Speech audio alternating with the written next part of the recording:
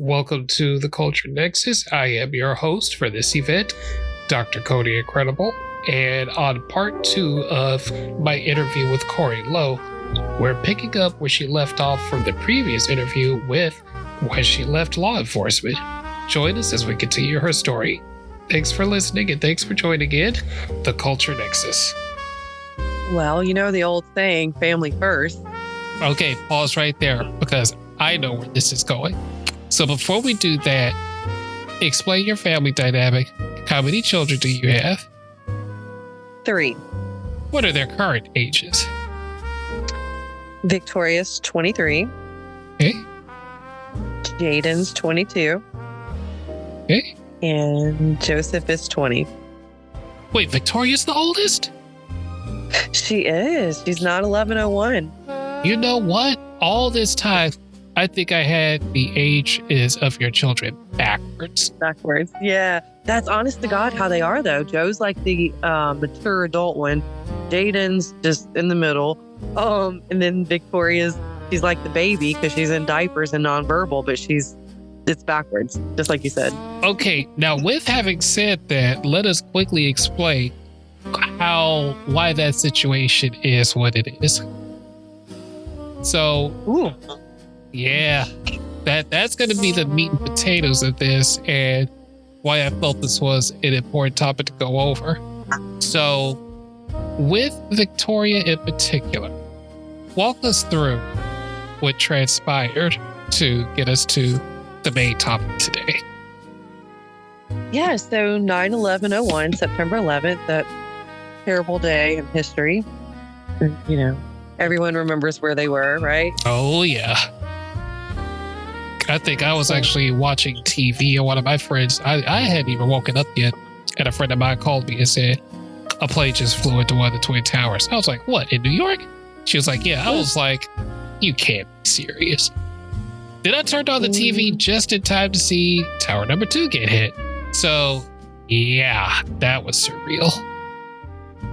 Yeah, it was just like a somber, there was no reason to be joyous. So bringing a child into the world on the day that so many are mourning was pretty conflicting because you want to be happy. And then no one would come to the hospital because we were downtown Atlanta on Peachtree Street, and which was being evacuated because we were beside the tallest building in the Southern Hemisphere. And there was a lot of unknown on that day.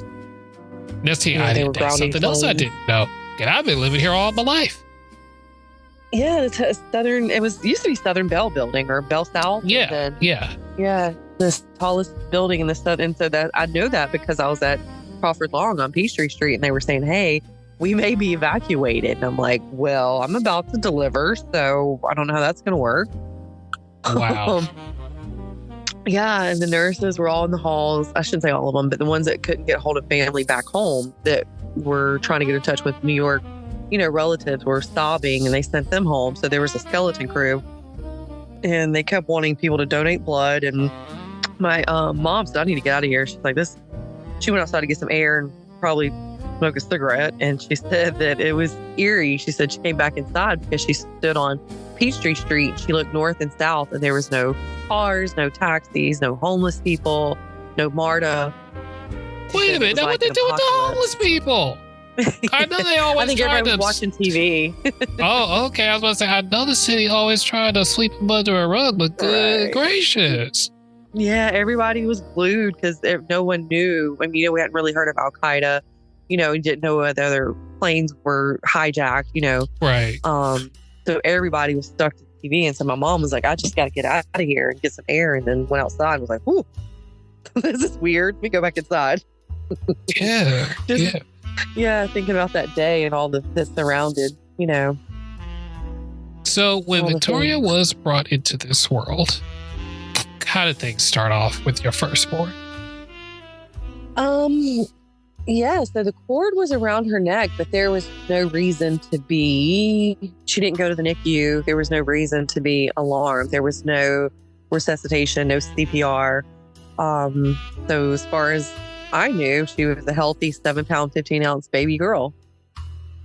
Okay.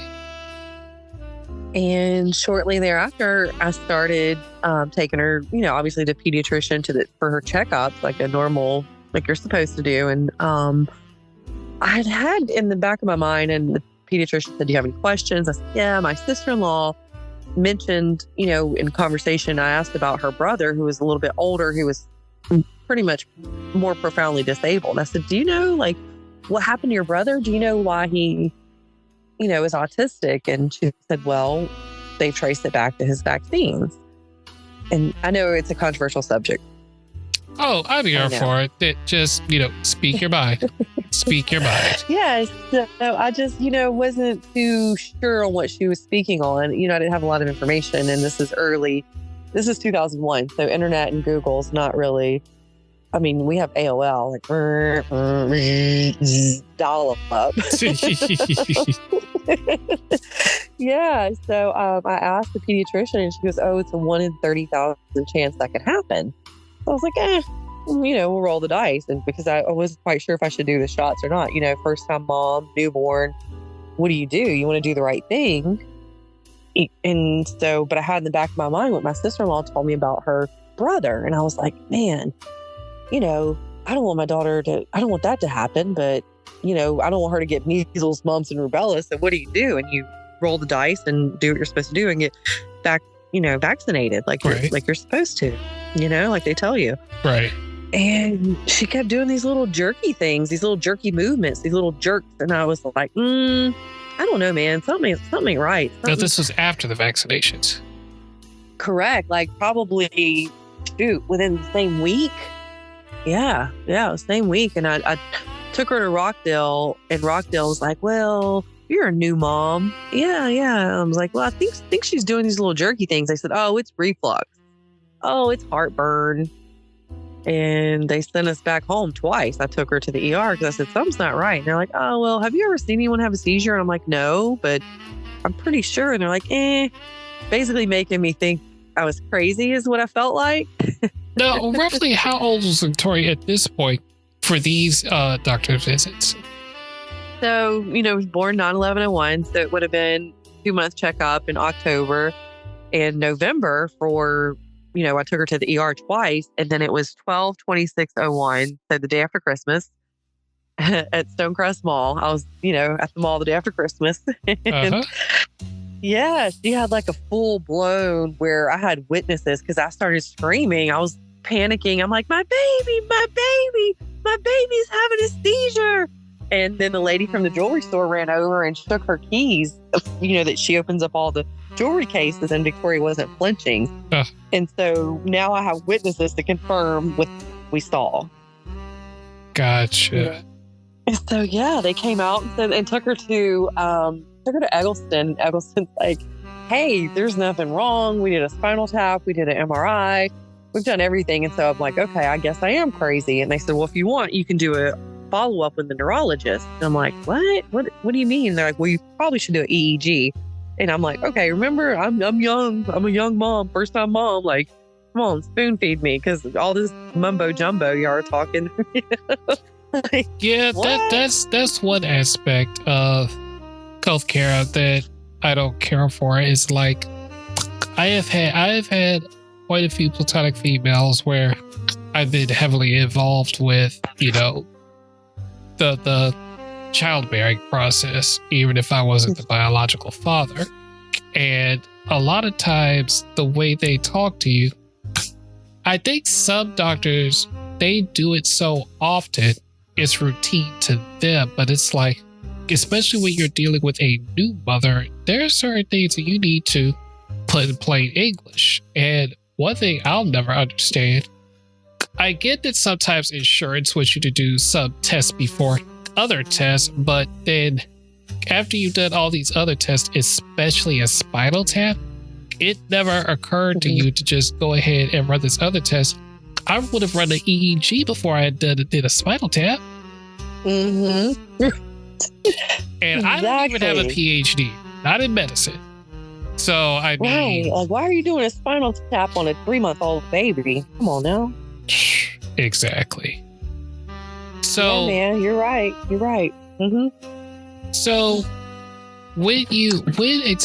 Take me through what happened when you got the official diagnosis, because it wasn't just that she was autistic, if I recall correctly, and I'm not trying to put words in your mouth, but it was the fact that it started out with seizures, right?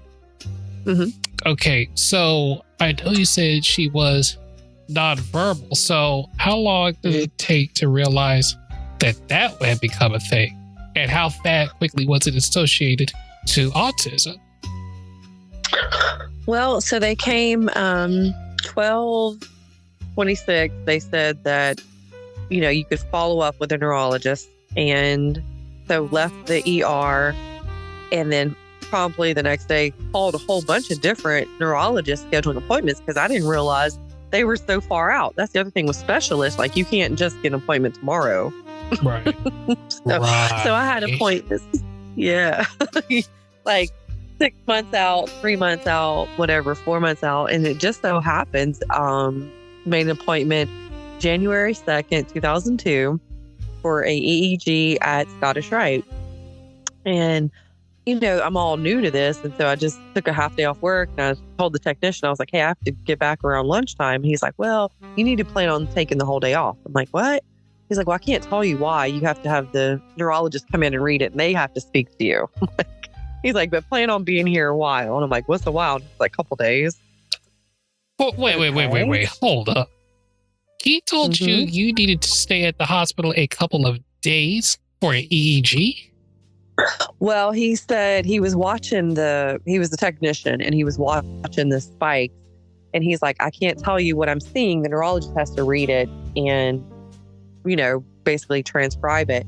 He's like, but for the sake of your knowledge, because I was like, hey, I need to get back to work. He's like, well, you need to let them know you're not coming back and you're going to be here for a few days, because they were going to end up admitting her, but I didn't know. Oh, you know okay. I mean? So he already knew. He knew, but he wouldn't tell me. Right. They do that a lot of time where you have like the lab workers, technicians. The first thing they'll tell you is the doctor has to tell you the results. I can't, probably some sort of legal liability. I'm not even sure of that 100%. But some of the times that I've been in the hospital, the only reason that I knew what they were doing was because I had been there so many times. So right, and this was my first. So I had not. This is my first rodeo, so I didn't know what we were doing.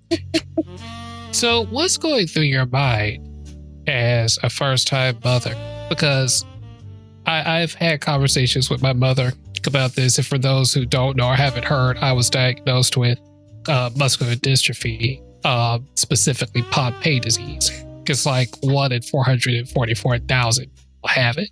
So it is very, very rare.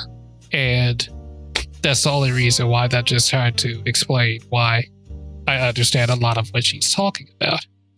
So as far as my mother is concerned, anybody can tell you that there's no handbook to parenting. There, you may have people that come before you that give you advice and can guide you, if you have a good support system. But at the same time, when you wind up finding out you have a child with special needs, that it definitely turns things on its head. Yeah, and it's not cookie cutter. You can have people that have the same diagnosis, and they can be the same skin color and the same eye color and have the same color tongue, but their symptoms, or you know what I'm saying? It's not cookie cutter. Oh, absolutely. Absolutely. Yeah. Yeah. So sitting in the room and waiting to hear from the neurologist, because you don't know, but you know, because the guy already told you plan to be there for a minute. So you know, but you don't know. And he comes in and he says, your daughter's brain activity is grossly abnormal. So you're thinking, like, what do you mean? And he said, she has infantile spasms. Okay. What do you mean? What is that? He said, your daughter has, seizures in infants. Oh, okay. So she's an infant having seizures. And he said she's even having seizures that you don't see. And those are like the absence, where she's staring off, but you just think that she's staring into space or, but it's a stare-off seizure. Right. Now those, I think the first time I heard about those, I was in like 3rd or 4th grade. because one of my classmates had a sibling where they had a similar condition.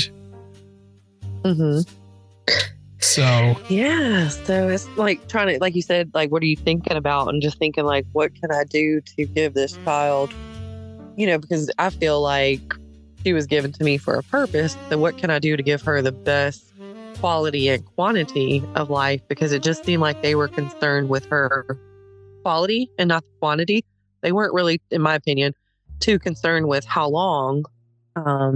They just wanted to first get the seizures under control. So he came in and he says, well, here's your 3 options.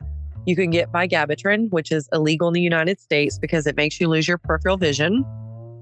Wow. Mm-hmm. He said, or you could go with Topamax, which would dummy her up and will make her like a zombie and proficiently developmentally delayed because she'll be doped up. Right. Which, I mean, you could be perfectly, quote unquote, normally healthy. You get something like that in your system, you'd have developmental issues too. Or ACTH, which is a steroid. And he said you have to worry about her heart exploding. And so we have to monitor her heart, but it has a most likely chance of helping her seizures, but just worry about her heart. Wow. Interesting options. Yeah. So long story short, we tried all those and different combinations and different cocktails and got a seizure alert dog. I've taken her to Detroit to meet with a neurologist. I've been to California to meet with a neurologist. So I'm saying all that to say she even has an implant in her chest, a vagal nerve stimulator that you swipe a magnet over it when she's having a seizure. So I've done everything that they've asked as far as what's available and playing by the rules to get her a better quality of life. Yeah, folks, if you're tracking what she's saying, this story is going to make a left turn. But some of you might know what it is, some of you might not. So let's continue on down the yellow brick road. So, people whom I have mentioned you to, I've told them that you are one of the key reasons that Georgia's legislation made a particular change. And just, it is what it is. For some reason, Georgia state government seems to be very behind, typically, when it comes to other states. Rather than to do something that has been tested, proven, and works, they want to hold on to the old ways because that's the way it's always been. And yeah, they're not progressive. Not very progressive at all. So already you're looking at an uphill battle if you're trying to change something that has already been established. So at this point, I am going to say, and correct me if I'm wrong, is it one of your aliases, Canna Corey? Yes, it now, is. Walk me through how you attained that name and tell us what you went through as far as the later stages of treatment. Yeah, so basically networking with other parents of children with seizures back in 2014. And basically got together with other parents and said, hey, we want to be able to treat our children with alternative options that, are working for other children in other states where they have more access, safe access rather. Because you can walk to a brick and mortar in Colorado or California and buy medicine for your child that's having seizures. And is it, if I recall correctly, is that what led you to move to Colorado when you did leave Georgia for a time? Yeah, so we had a bill. It was House Bill 885, and it did not pass. The legislators, it was real crazy. They pitted the seizure parents against the autism parents because there was this autism bill, and they had these parents down there at the Capitol. Basically, the senators told the House, if you don't pass our bill, then we won't pass your bill. And, there's kids who are sick in the middle of this, and they don't really care. They just want to get their bill passed. Yes, egotism. Gotta love it. Yeah, so we got with former state representative Alan Peake, who he paid our rent in Colorado for 6 months, and former state senator Butch Miller gave me his wife's van, or loaned rather, gave me his wife's van to take to Colorado because Georgia couldn't get a bill passed. So these state legislators stepped in at the time and said, what can we do to get your daughter the medicine? Because Georgia's not passing a bill. So they paid for our family and probably 12 or 13 other families to relocate to Colorado.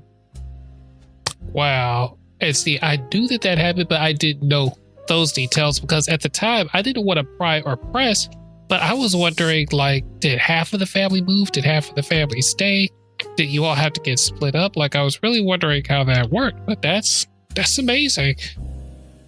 Yeah, and you're right. And we actually did have to physically, like, I've obviously moved to Colorado with Victoria, and we took this service dog, and my mom went to help, and my husband with my 2 boys stayed back. And that's kind of what the teacher emailed me. I missed my son's first day of school, which but you're getting medicine for your one kid, but then the other kids are back home when you're missing his baseball games. I missed his birthday.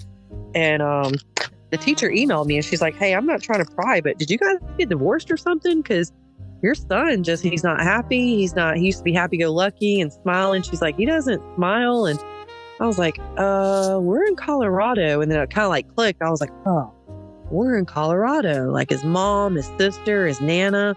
No wonder he's sad. I'd be sad too. Yeah, that makes sense. Definitely makes sense. It's definitely a thing where, especially if siblings are involved, so much attention usually goes to the one who's in need of help that people don't always, I don't ever believe it's been malicious intent, but the squeaky, I kind of hate this analogy, but the squeaky wheel gets the grease, therefore, they get the attention. But if any of my friends, family, they have someone that's going through something, I usually ask, hey, how's the sibling doing? Or how's, their kids doing? If they're watching their parents go through this, or a sibling or a family member go through this, like, how are they holding up? Because that's still, part of the dynamics. Like, you can't really separate those. Mm-hmm. Yeah, it affects everybody. Yeah. So you, at this point, you're over in Colorado, and what led to coming back to Georgia and taking another shot at the bill? Yeah, it was pretty much really, being out there and my son being sad and not having his mom and his sister, and saying, okay, we got to make a decision. We came out here, we tried the oil. She responded. She went from 100 seizures a day down to maybe 10. Wow. See, I did not know it was that many. But with that being said, you did have a way of have some sort of monitoring or system to measure when they were taking place, right? Yeah, my mom was pretty much stayed with her while I was able to work while we were in Colorado, and she kept a journal, and you could see where she was writing her seizures, and then as they decreased, and then eventually she spoke for the first time in Colorado. Wait, I thought that didn't happen until years later. No, she was 12, and she brought my mom a book, and she said, book. And my mom screamed. I thought somebody broke in the house. Wow. My mom, I thought we either won the lottery or something. It was going to be the other devastation, because the way she was screaming, I was in the shower. I didn't know what was happening. She was screaming bloody murder. I come running out, and she's like, she said book. Let me get a towel. Hold on. So now here's the thing. In all this time, Victoria's page actually, do you still have her page on Facebook? Pause for a Princess? Pause for a Princess. Yes, I do. I need to update. So there was a post on there, and up until this point, I didn't know that she had spoken. And the post when she was playing in your hair saying mama, that was the first time I saw her talk and heard her speak. And yeah, I ain't gonna lie, somebody started cutting onions in here, because the waterworks was going. Is what I'm saying. Definitely was some waterworks going on. And yeah, I think that was probably the first time I heard it, as opposed to where my mom. You know what I'm saying? Okay. The first time you hear something is a little different than like the telephone game. Right. So, Because I missed it the first time. So the thing I'm curious about, and like as you say, I know every situation is different. I had another friend who her children are younger and they have autism, and her daughter, bless her heart, she screams a lot. And when I talk to my friends who have kids on the phone, it's like me being middle-aged and some of my friends who had children later in life. And again, this is just a bluntness.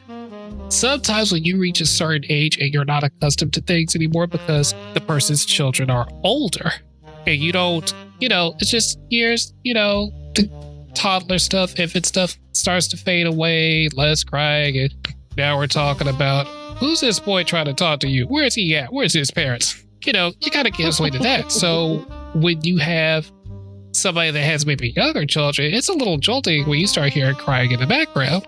It's like, oh, snap. Okay, right. But her daughter cried a lot. And it didn't bother me.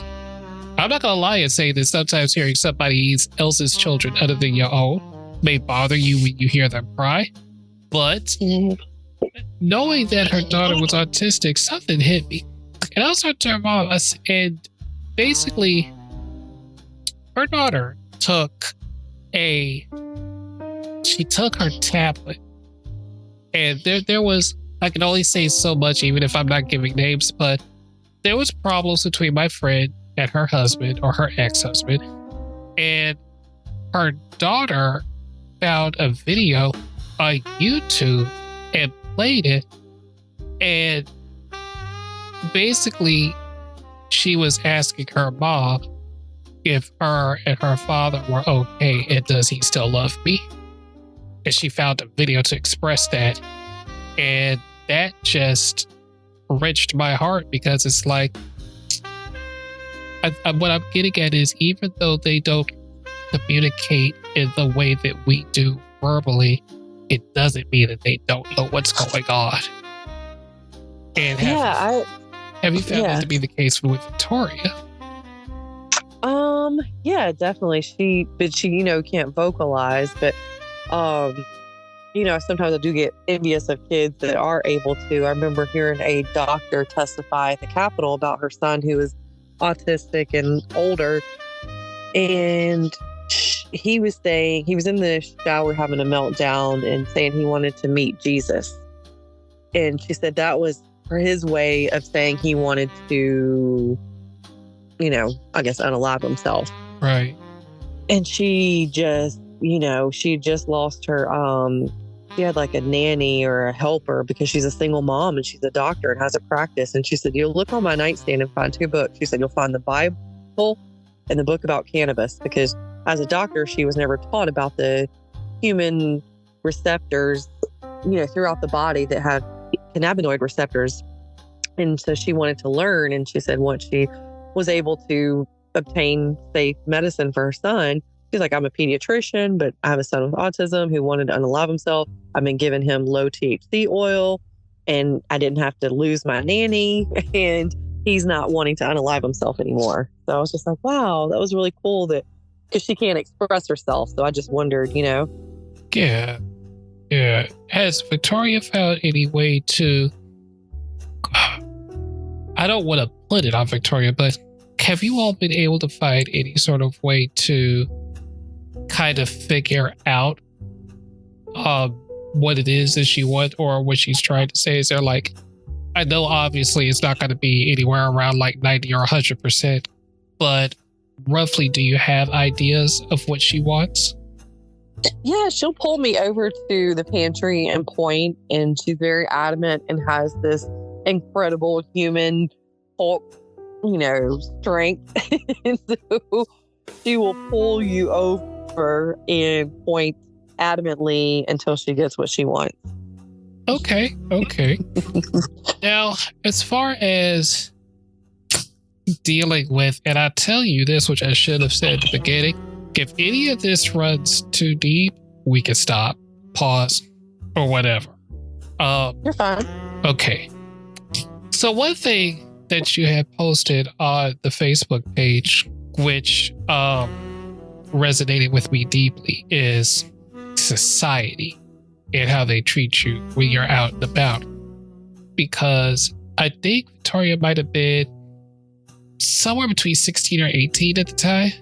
And you was talking about having to put her in a shopping basket, like, you know, and the looks that people give. And it's like, hey, if you see me struggling or see me doing this, you gotta know something here is not normal. So you can either help, but I don't need you, you know, talking. And the way people do it, they don't even try to talk behind your back, from my experiences. So what has that been like when you've had to go up with Victoria and they see you carry with someone who looks like they're too big for a stroller, or why are you picking them up and putting them in the big part of a basket? And like, because have people not opened their mouth and said something to you about it?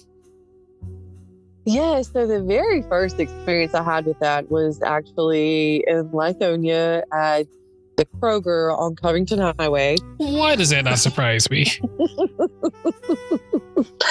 I was pregnant with Jaden and probably, 9 months pregnant. I had to carry her because she wasn't walking. She didn't walk forever.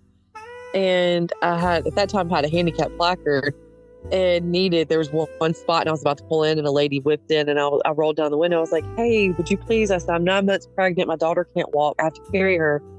She said, that sounds like a you problem.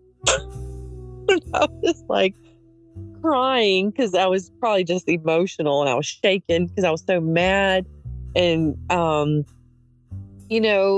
saw my neighbor in Kroger and I was crying to her and she was like, you just have to toughen up and roll with it. And I guess as years now that Victoria's going to be 24, this 9/11, now when I encounter people that just, like, a lot of times it's stares and a lot of times it's kids, and I just say, does she owe you money? Because you're staring at her like she owes you money. That is a way of handling it. That's a very Cody-ish way of handling it. I'm not mad about it. Not at all. They don't know how to respond. They just open their mouth and clutch the pearls. Oh, yeah. I love getting that reaction out of them. Love it. So, yeah. So not only that, if you don't mind going into detail, what are some of the things that Victoria has been able to work through and improve in? What's changed, say, for the time she was about 15, 16 till now? Like, kind of like almost a progress report. How is she doing as of lately? Yeah, she's, she opens her mouth for the oil, which tells me that I think she enjoys it or wants it or thrives on it. Whereas when I give her pharmaceutical seizure meds, it's kind of a fight. She closes her mouth and turns her head. So now, for those that are going to try to be obtuse about that, what she means is that she could tell there's kids normally not liking medicine, and then there's, okay, this helps me. I know I need and want this because I feel better when I have it.